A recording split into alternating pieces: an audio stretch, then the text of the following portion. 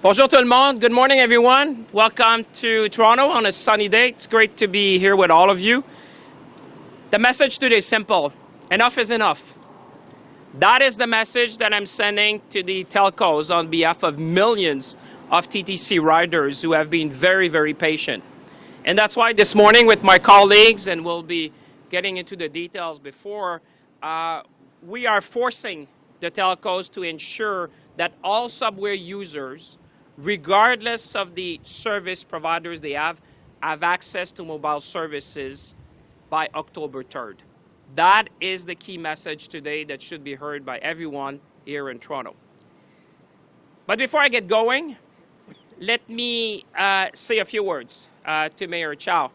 Mayor Chow, pleasure to be with you. I think it's our very first press conference that we are having together. And I can say what a start, I must say. We're going to be improving the lives of millions of Torontonians that are experiencing lack of cell phone services in subways. And we're acting together, and we're acting decisively. I also want to recognize Councillor Mayers, which is the chair of the TTC. Councillor, you're just there. I just want to say thank you because your presence speaks volumes about your dedication to improve services for people who are riding on the subway every morning. To my colleagues, and I'll take the time to name all of them because they have made a huge difference in leading the effort. They have really been following this case for years and making sure that at the first opportunity, the federal government would intervene to make sure that we improve the lives of Torontonians. So Julie Derowitz is with me. Ivan Baker is with me. Rob Oliphant just joined us. James Maloney. James is somewhere there. James is the chair of the Ontario Caucus. Hali El-Assi is with us. And Salma Zahid. This is the team that has been pushing us and me as minister to make sure that we would improve the safety for riders in the TTC by providing them cell phone services. I think that you have millions of families that will rejoice today in saying that they have contributed to make Toronto safer. Before I get into my formal remark about the TTC, I think it is a moment we should all take before I begin. Let me just say a few words to commemorate September 11, these September 11 attacks. Most of us remember where we were on that terrible day, already 22 years ago. And today our thoughts are with our American friends and obviously Canadian family who lost loved ones on the tragic day. C'est évidemment un grand plaisir pour moi d'être ici ce matin avec la mairesse Chow, des membres du conseil municipal de Toronto, ainsi que plusieurs de mes collègues députés de la région de Toronto. Merci d'être avec nous pour une journée historique dans l'histoire du service de transport en commun à Toronto. What I'm announcing today is that connectivity is finally coming to all TTC users here in the city of Toronto. This is affecting more than 2 million people on an average workday. 2 million people on an average workday. That's the number of people that will be affected by the announcement today. I think we can all agree as Canadians and the mayor, as Torontonians, that in Canada's largest city, it is simply unacceptable that so many subway riders still do not have access to wireless services. Just think about that. Even airplanes today are offering connectivity. Yet for many TTC users, getting on the subway is like riding in perpetual airplane mode. What I'm here today to tell you that those days are over. Time is up, and that's why we're going to be acting decisively to change that for millions of TTC riders. Comprendrez qu'en tant que ministre de l'Innovation, des Sciences et de l'Industrie, mon travail consiste à défendre les intérêts des Canadiens et d'améliorer la qualité de vie des Canadiens à chaque jour. Et peu importe le fournisseur que vous choisissez, lorsque vous prenez le métro ici à Toronto, vous devriez pouvoir avoir accès aux services de téléphonie mobile. Point à la ligne. It's been more than a decade. Just think about that. More than a decade since the TTC signed a deal to enable cell service in the subway. And yet, 10 years on, Torontonians who use the subway are left waiting because companies aren't stepping up to the plate to provide the same services available in every other Canadian transit system. So the time has come to take action to address this situation once for all, and that's what I'm doing today with my colleagues and the Mayor of Toronto. Following an expedited public consultation process, I'm announcing today that the licenses to operate of all major carriers will be revised so that to ensure that all TTC riders will now be able to have coverage in the subway system in Toronto. And that is a key point for all the users in the existing system here in Toronto. My friend, this is a question of safety first and foremost for your kids, for your friends and loved ones, but also for our community here in the city.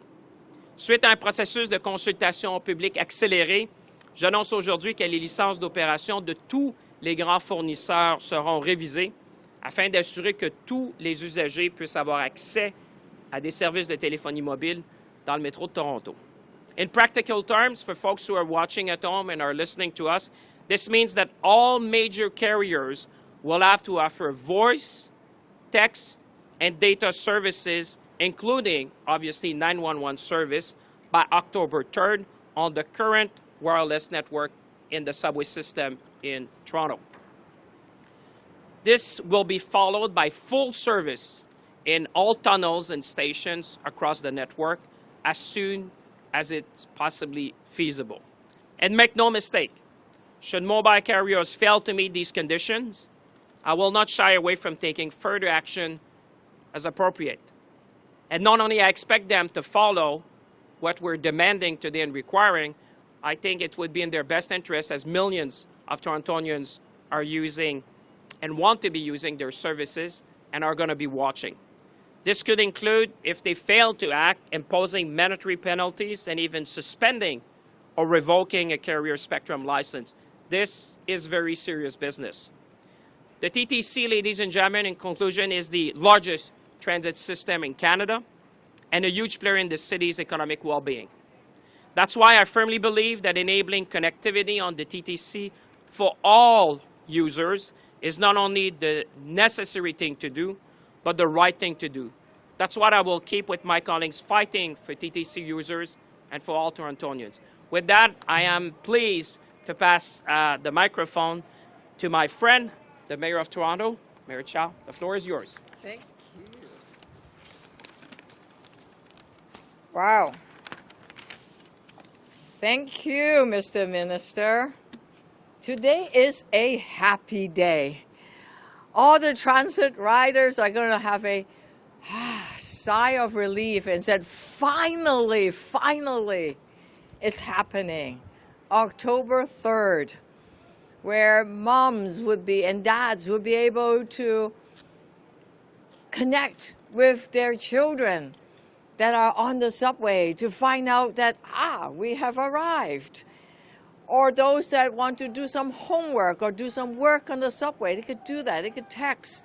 And of course, that if some folks wants to have any kind, or if people that are in trouble, hopefully not, they could feel that they can connect with someone. That sense of security is so important. Mr. Minister, I am amazed how fast and strong and decisive that you've moved, because I've been elected, holding office for about 30 years, and some things takes a long time. Yes, it is been 10 years since the TTC made that agreement. We didn't have much to show for it, and any kind of pleading and begging didn't get us anywhere from the city of Toronto, and lots of people have done that too.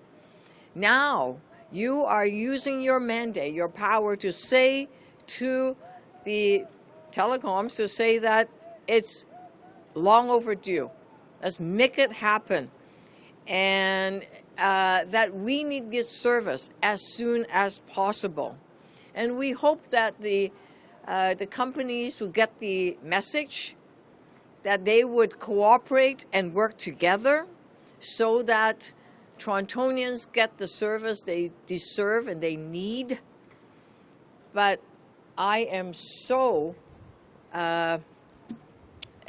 relieved that you're willing to take strong action. Let me tell you, we need to see a lot of that kind of action because it is very precious in this world of ours. So thank you for stepping up. Thank you for answering the calls of the citizens and residents of Torontonians. And thank you for saying to the TTC riders, we hear you, we're here for you. We will make internet services available for every rider, no matter which company that you are using. Merci beaucoup. Thank you, Mayor. Thank you. We'll be happy to take questions. I think the mic is there, but however you want to do that, you decide. You all know each other, and it's a sunny day. We have a lot of time. Thank you for taking my question. It's Alex from the Globe and Mail. I'm just wondering, Rogers has said that the current network as it exists couldn't handle the roaming from all of the TTC riders from all carriers. So do you believe it's technically feasible for this deadline to be met? Well, definitely. That's why we had public consultation, and what we expect is that all the companies will work together. You know, I was very firm with them when it came in May, and I gave them a deadline to say you need to get together to provide services. We're talking about millions of people who have been waiting, as the mayor said, for almost 10 years to fix that in the largest city of Canada. So by amending the license and requiring, in other words, forcing them to do so, obviously I expect them to follow suit. What may happen, as you suggested with the roaming, is that what we want to ensure is some level of services for all TTC users, even if it could mean in a very short period of time that there would be reduced service for one carrier. But I think in the public interest, for safety, for our communities, for our kids, as the mayor said, and my colleagues, it is in our best interest as a city to make sure that everyone has some services by October 3rd. And like I said, the other news is that we're going to be mandating expansion because, as you know, what we're talking about is in the existing network. But what we are saying also is that we want them to cover 100% of all the station within 6 months. We want them to cover 80% of the tunnels within a year. And we want them to cover 100% of the tunnels in the subway within 3 years. The reason for that is that they can only do work during the night within some hours. And the third condition is that we want to make sure that at every new station and every new line, when the lines become operational, that there will be full voice, data, and text services as soon as the new lines become operational. That is what Canadians expect. That's what TTC users expect. And I think we're in 2023. That's what we all want to see in Toronto. You previously gave them a deadline to reach a commercial agreement in terms of the rates, and they failed to meet it. And now all the companies are kind of blaming each other, right? With Rogers saying it's Bell and Telus who are dragging their heels, and Bell and Telus saying Rogers just won't give them access to the technical specs and everything that they need. So what do you plan to do if we end up in this situation again where they're just pointing fingers at each other? They know me by now. I'm not the type of guy you want to mess with. I think they've figured that out. But above that, they don't want to mess with millions of Torontonians who now have a clear timeline as what is being expected. And obviously, it is in their best commercial interest to serve customers here in the TTC subway. But in addition to that, by amending their license, which is something which is unprecedented in Canada's history, that the Minister of Industry, as the Mayor said, that's the first time ever we've done that, is to amend the license that allowed them to provide service with conditions to provide services in the subway in Toronto. I think the message could not be stronger, and I expect them fully to comply with that. If they fail to do so, we'll take enforcement action, but I suspect that the voice of Torontonians is much louder than any enforcement action. People want to see action, and now. Hi, thanks for taking my questions. Mirna Djukic pour Radio-Canada. Bonjour. Bonjour. Monsieur le ministre, comme vous l'avez dit, ça fait plus que 10 ans que l'entente a été signée. Donc, pourquoi le gouvernement fédéral intervient maintenant, après une décennie? Là? Pourquoi ça a pris autant de temps? Ben d'abord, parce que c'est le temps d'agir. Deuxièmement, je vous dirais que c'est une des questions que vous devriez poser aux PDG des différentes compagnies de télécommunications, parce que vous savez, moi, je suis le régulateur, mais c'est eux qui offrent le service aux Canadiens et Canadiennes. Mais si vous voulez une réponse plus technique d'un avocat que je suis, je peux vous dire que la BAI, qui était la société qui opérait le système dans le métro de Toronto, n'était pas soumise à la loi sur les télécommunications. Donc, la juridiction du gouvernement fédéral est venue quand Rogers a acheté BAI, ce qui nous a permis au mois d'avril de demander, le même moment où ils ont acheté la compagnie, de s'assurer que le service sera offert à travers le système de transport ici à Toronto. Alors, la compagnie a été achetée au mois d'avril. J'ai demandé au mois d'avril qu'on offre le service à tout le monde. Ça n'a pas été le cas. On a lancé des consultations publiques en juillet. Les consultations ont été terminées. C'est pour ça qu'on agit maintenant. Mais on a agi dès le moment où j'avais juridiction, parce que j'ai eu juridiction à partir du mois d'avril 2023. D'accord. Et si je peux faire le suivi Oui. sur la question de ma collègue en français, c'est quoi le message que vous voulez envoyer aux compagnies aujourd'hui et surtout l'importance pour eux, qu'est-ce qui va arriver s'ils n'arrivent pas à une entente avant le délai? Bien, écoutez, le message est simple, c'est que le temps est venu d'offrir des services dans le système de transport de Toronto. Vous savez, Toronto, c'est la plus grande ville canadienne. C'est la seule ville au Canada où il n'y a pas encore de service mobile dans son système de transport. Alors, je pense que le moment est grandement venu de s'assurer que les compagnies de télécommunications travaillent ensemble. C'est pour ça qu'aujourd'hui, ce que je fais, j'amende les licences d'opération de ces compagnies-là pour les forcer à offrir ce service-là, que je dirais qu'il est assez essentiel. On parlait de pouvoir communiquer avec nos enfants, nos familles, nos proches en termes de sécurité. Vous savez, en 2023, les gens se posent beaucoup de questions. Ils veulent avoir accès au téléphone, ils veulent avoir accès au texte, ils veulent avoir accès, évidemment, au système de services mobiles, mais aussi à tout ce qui vient avec le data et la voix qui peuvent être offerts. Alors, je pense que c'était grandement temps d'agir et on l'a fait dès qu'on a pu pour forcer les compagnies de télécommunications à bien servir les gens de Toronto. Hi, good morning. I'm Matthew Bingley from Global News. Minister, with respect, I'd like to talk to one of your Toronto area MPs, Liberal MPs, on the situation when it comes to funding for primarily African refugees in Toronto. To whoever, which one of you wants to actually take this on, the minister just a moment ago said, don't mess with Torontonians, millions of Torontonians, they won't be ignored.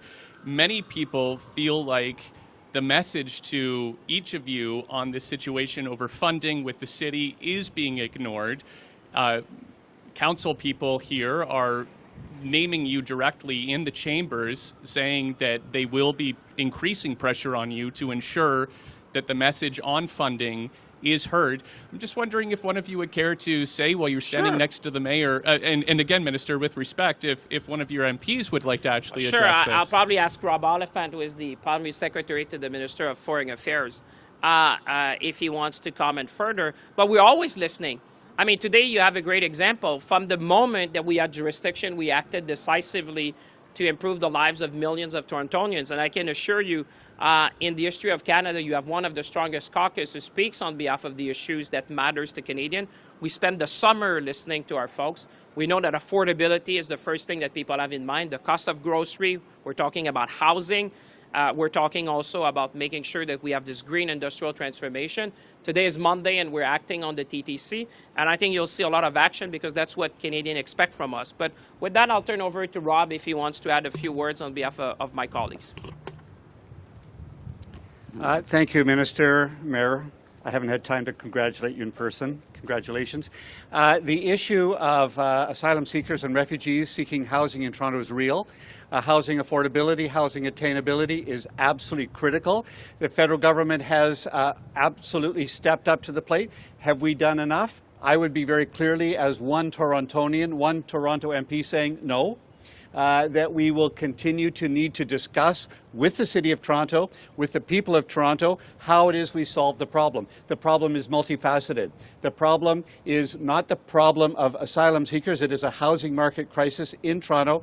It is a shelter space crisis in Toronto. We are wanting to be the best partners. We'll also call upon the province of Ontario to step up and find every level of government, every order of government finding its place to solve the problem. Torontonians have been loud and clear. I have received emails about it. I think all my colleagues have. We've had discussions about it at our 416 caucus. We will continue to work with the city and find a solution.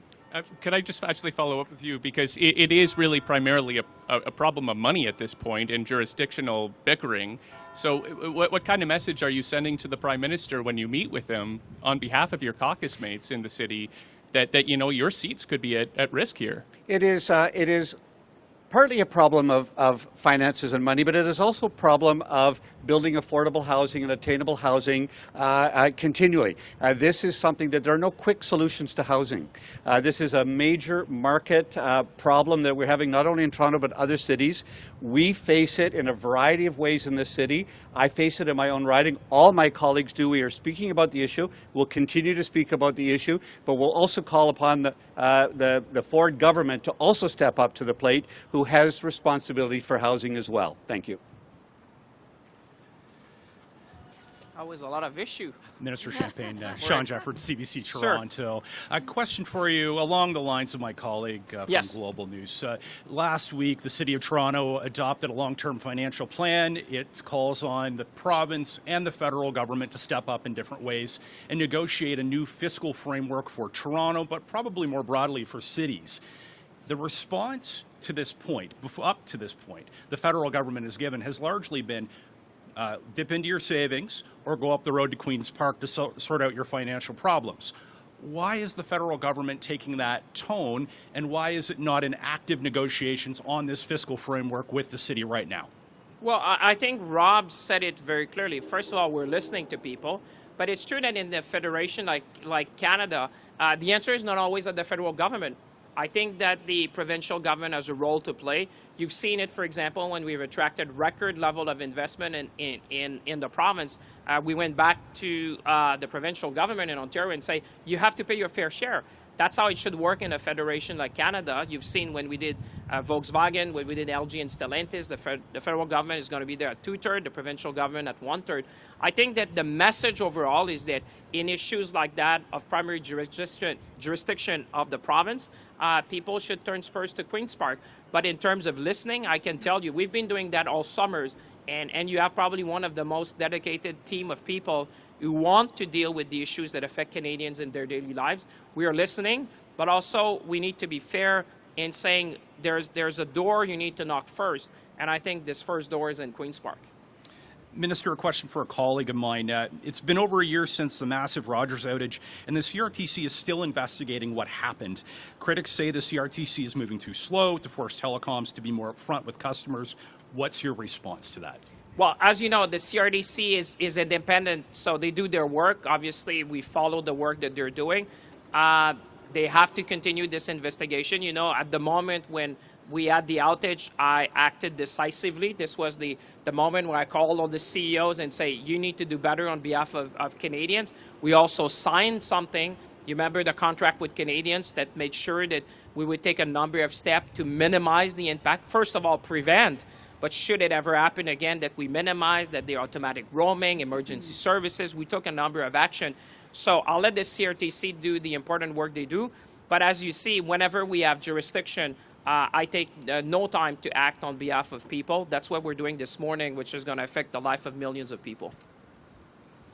Hi, Minister. Tina Yazdani with City News. I'm wondering what the response has been like from other carriers. I know Bell has been very unhappy about this situation, wanting to work collaboratively with Rogers to build this network underground. Were they consulted at all before this announcement was made? What's their response been like? Well, we, as you know, under the Act, when we amend, this is a very, very big step. In the history of Canada, I'm told it's never been done, where you amend a carrier's license to operate with conditions. So for them to be able to sell cell phone services, they have to comply with what we said today. This is unprecedented, but I think it's needed. The mayor said it loudly. My colleagues said it. We needed to act because millions of Torontonians want services. And I think they're right. You know, we deserve better. We deserve to have cell phone coverage in the subway system in Toronto. In order to do that, I had to go to a public consultation to follow the requirements of the Act. This is what we done. We listened to everyone. And that's why today we're coming with very clear rules that says, regardless of the carrier you have, by October 3rd, you need to have cell phone coverage in the existing network in the subway. And also we're mandating that you expand the service, like I said, with respect to all the stations within 6 months 80% of the tunnels in 2 years, 100% of the tunnels in 3 years, and any new station or lines that are going to be open here in Toronto will have to have full network coverage in terms of voice, data, and text as you open. So that is now mandated, and that's what they will have to comply with. But have they expressed that they're going to be fighting this at all? And also, why now? Why do you feel comfortable making this decision now? Well, I don't think it's in their best interest to fight Torontonians. Listen, those are their customers. I don't see the logic of them to fight their customer, let alone fight the regulator. But what I would say, why now? As I said, because it's about time, because they have not done it before. And as I said before, when it was under BIA, I had no jurisdiction under the Telecom Act. If you want the very lawyer answer, I had jurisdiction the moment BIA was bought by Rogers, at which point in April, the moment they bought it, we demanded that they offer services. They failed to do so. They failed to come to an agreement. We said we're going to launch public consultation and put that in your license. That's what we're doing today. So as the mayor said, from April to where we are today, I think in Canada's history, it's pretty short in terms of taking action to defend the rights and the expectation of Torontonians. Morning, Minister. Ian Bickus with the How you Canadian doing? Press. Good, how are you? Good to see you. Good. Just wondering, Rogers launched their service August 23rd while consultations are still underway and kind of preempting some of the processes. Are they facing any penalties or repercussions for that action? No penalties. They just need to agree now with all the others. You know, I don't look at the issue from the perspective of the carriers. I look at the issue from the perspective of the people. People have kids. The mayor said it, the colleagues, you know, people want to be able to text to their kids, say, hey, by the way, I'm going to be late. They want to be checking on their neighbors if they made it safely to home. They want to be able to tell the employer maybe something happened while they are in the subway. Think about that. This is what, the fifth largest city in North America. And in 2023, we don't have cell phone coverage in the subway system. I think the clear message that Torontonians are sending today, and I'm their voice, I'm expressing their frustration, it's unacceptable. And therefore, it's for the carriers to organize themselves to do that. Today, it's being required under their license, and I expect them to follow suit. And in terms of Rogers, they'll have to work with the others, because the point is that we want to make sure that regardless of the carrier you choose, you have cell phone coverage when you ride in the TTC system. And just given past deadline fails, October 3rd, if it isn't in place, what kind of penalty would they face penalties immediately, and when do the license renewal, would that actually affect them? Well, first of all, they'll face Torontonians.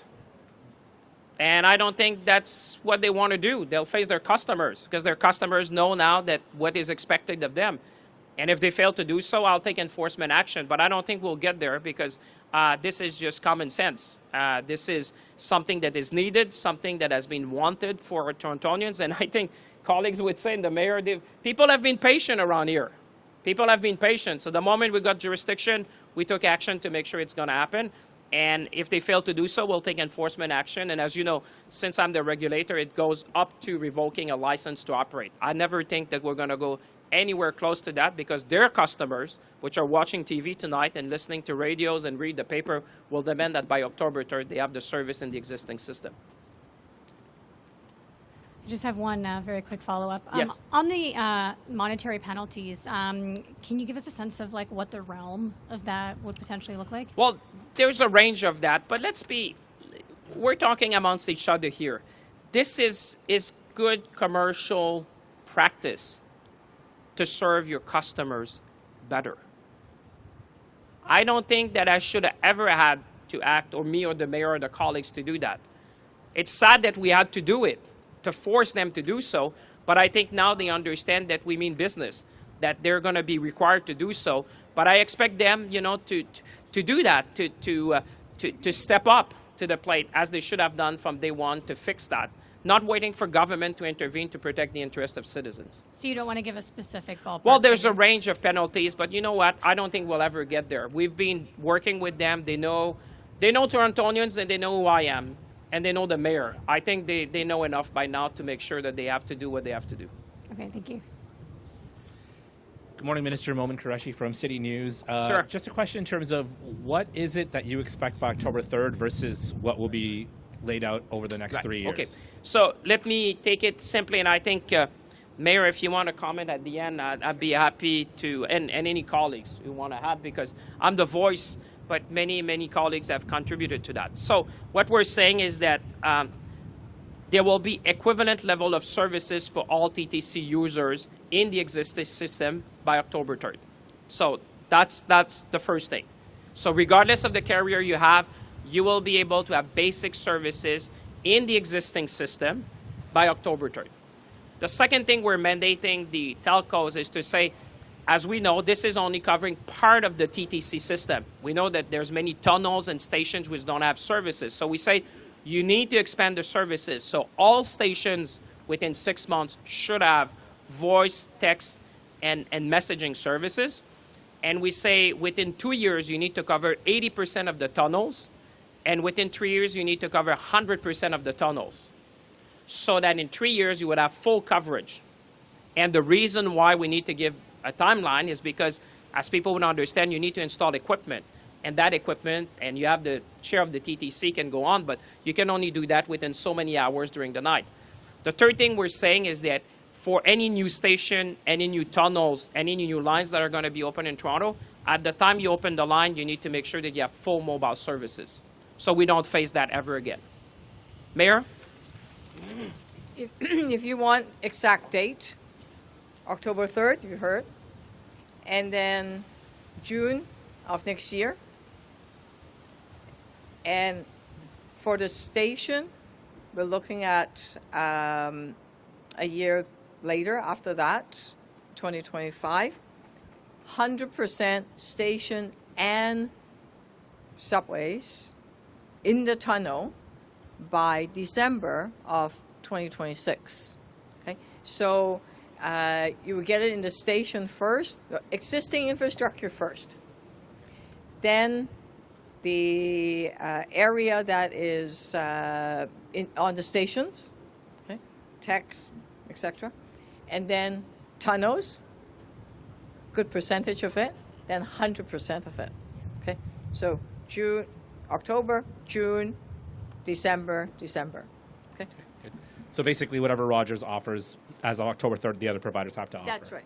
Yeah, for every other. So in a sense, they can do that to roaming or other type of equipment. That's for them to figure out. But as we said, October 3rd is the date that Torontonians will be walking in the subway. And in the existing places where you have coverage, they will be able to use their cell phones regardless of the carrier they have. Okay, and this is just a question on behalf of my colleague, Cormac McSweeney in Ottawa. What's your reaction? How is Cormac doing, by the way? He's very well. Thank you for asking. Let's start with the important things. Ask Cormac's doing. He covers all our stations, so he's like our superstar. What's your reaction to Conservative Party delegates voting in favor of a future Conservative government prohibiting medical or surgical interventions for gender-diverse and transgender children? To be honest, I don't follow what these guys are doing. Honestly, I follow what Canadians care about. And Canadians care about is affordability, the price of grocery. They care about housing. They care about the green industrial transformation. And they care about what we're doing this morning to improve services for Torontonians. That's what I care about. Honestly, I have no time for these guys. Merci tout le monde. Thank you, everyone.